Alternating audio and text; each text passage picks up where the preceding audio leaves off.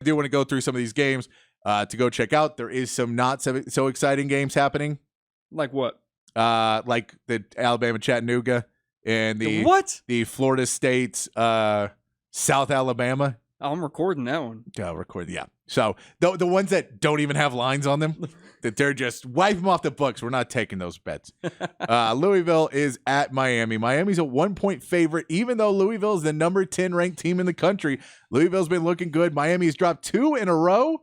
Their 2 wins in conference were both overtime wins. Yeah, I know. Something doesn't feel right about this, does it? Louisville is 10th in rush defense.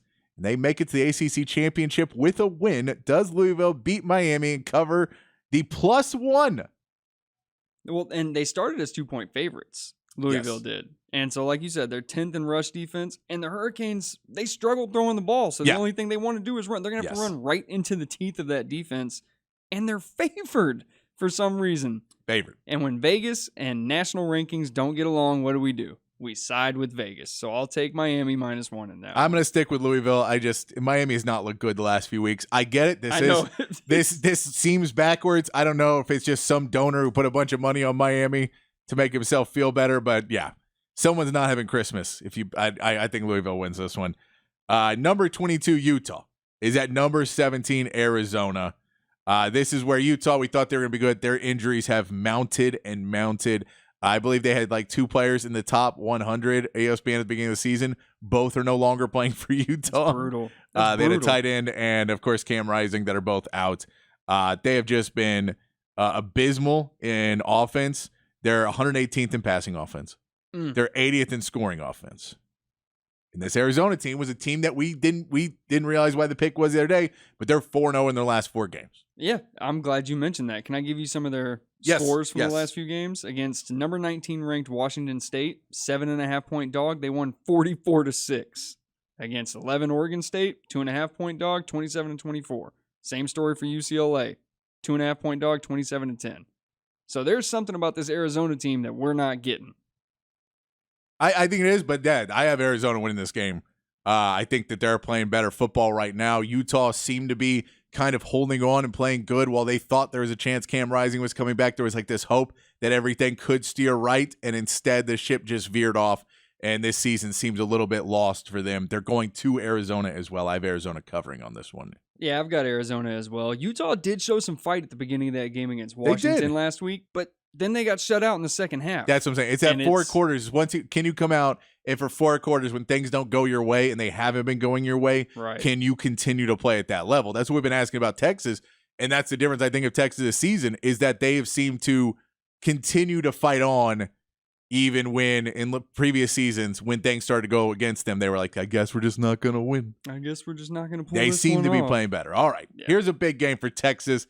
I don't think it's going to go the way we want it to. Number 1, Georgia is a 10-point favorite at number 18, Tennessee. I'm going to give you a great number here. Tennessee, 14 straight wins at home. Here's the depressing other side of that. Okay. Georgia, 27 straight, just straight across the board. So I think that record out-trumps the 14 at home, right? Battle of the undefeated trends. Yeah. So 14 straight over Tennessee, 27 straight for Georgia. Just, some of those maybe national championship games too. Right. I got some good opponents. No, do we need to give a detailed analysis on this one? The equation's pretty simple, isn't it? The reality is Tennessee's 7-0 when they run for 200 yards or more. Can you run for 200 yards on Georgia? Oh, man. I don't think so. That's kind of the problem. And so Tennessee's really good when they are able to do what they need to do. I don't see them being able to do what they want and impose their will against Georgia. Georgia wins and covers. Yeah, Georgia is Georgia Yeah. until proven otherwise. And Tennessee has not found an effective way to hide Joe Milton's 69.2 QBR against really good defenses. This is a line that seems backwards. Another ranked team that is not favored. Number 20, North Carolina at Clemson. Clemson is a 7.5-point favorite in this game. It is a game that it's basically Clemson's defense versus North Carolina's offense. That is really the game you're watching because Clemson's offense is not very good. North Carolina's defense is not very good. They're both okay, but not statistically not up in any way. They're kind of middling or bad. But this is a statistically good North Carolina offense and a statistically very good Clemson defense. And I guess you're saying at home, Clemson's going to win with defense is a 7.5-point favorite. What's your pick? Yeah, I kind of like siding with Clemson at home in this one. I know it's backwards, and I know when Vegas and national rankings don't agree, you side with Vegas, which is what I'm doing here. But Cade Klubnik and the boys have shown over the last couple of weeks they can really put up some points. Mac Brown even called them the old Clemson. And North Carolina, unfortunately, has gotten into a habit of giving up a bunch of points in the fourth quarter lately. So I think North Carolina controls this game for most of it. And then we get to the fourth quarter, the collapse comes on, and Clemson wins by 10. I got it. Look, I think Clemson would. I think North Carolina covers. I do not think it is. I do not think it's. I'll say that they at least do not lose by double digits. I could see North Carolina winning outright. Drake May is a heck of a player. And look, I'm going to take Mac over Dabo just because I like Mac more than Dabo, but I'm going to say they cover. Don't bet with your heart, kids. It's a cover. I'm not saying that I'm not going to pick them outright, but I will say that kids don't bet at all. Adults don't bet with your heart. Children, to hold your cigarettes with two hands. Number 23, OK State is a 6.5-point favorite at Houston. This game, I believe, all comes down to turnovers. Both teams have had a lot of turnover issues. Houston is allowing over 400 yards of offense per game.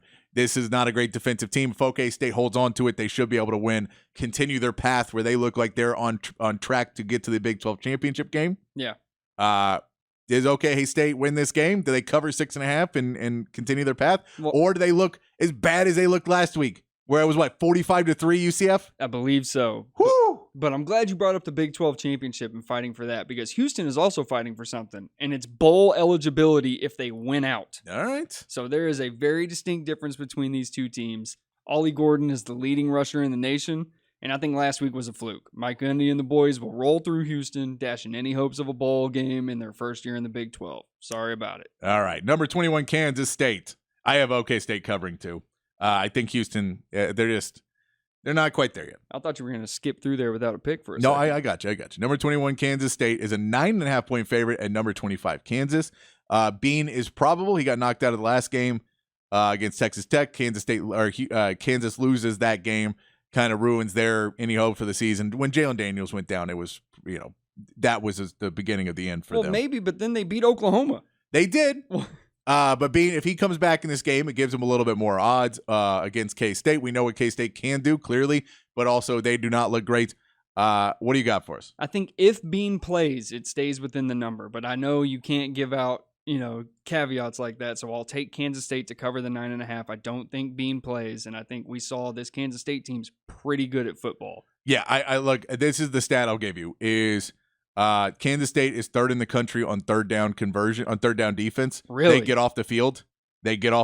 Yeah. Kansas is in the bottom third in third down defense. Ooh. And if you let K-State continue to run the clock and they get you off the field, and I think with a young quarterback with a possibly injured Bean or a third stringer, I have to go K-State on that one. Final pick, and then we'll take a break and we'll get to your text. I promise. 512-447-3776. Keep those texts coming. Number 5, Washington. At number 11, Oregon State. This is a big one Texas fans are watching, because this is the reality of a team ahead of you that could lose this week. It's basically the only team ahead of you that you feel has a shot to lose a game this week. Well, and you felt that way last week. Anything's possible, but you felt that way last week, yeah. Yeah. This is number 5, Washington. This is, in reality, and going to be another offensive game. This is Washington playing Michael Penix Jr., what they're able to do with those wide receivers. 103 points scored against Washington in the last 3 games. Can Oregon State come out? By the way, Oregon State's favored by a point in this. I know. It's favored by a point. At home at Oregon State, can they be the ones that upset the apple cart? I think it was a very impressive performance from Washington in that offense last week to be down in the hole they were in against that Utah defense and fight their way all the way back into that game to win it. And as much as Texas fans want to fantasize about a top 5 team going down in front of them, I don't think it's this one. I don't think it's this game. I don't think Washington loses this game to Oregon State. Michael Penix Jr. and that offense, he's a Heisman candidate for a reason. They can put up numbers, and I think that they're getting points in this game too, and they're the higher ranked team. I'll take Washington. Yeah, and this is Oregon State has a defense. They're 17th in rushing defense. The problem is Michael Penix Jr. throws the football. Yeah. They're 74th in passing defense. Throws it really well. And so I think they're going to throw for a lot. This is take the over. I don't even know what it is, but take it. Ooh, I like that. There's going to be a lot of points in this one, but I have Washington winning too. I hope I'm wrong. I hope I'm wrong on that one. Believe me very much.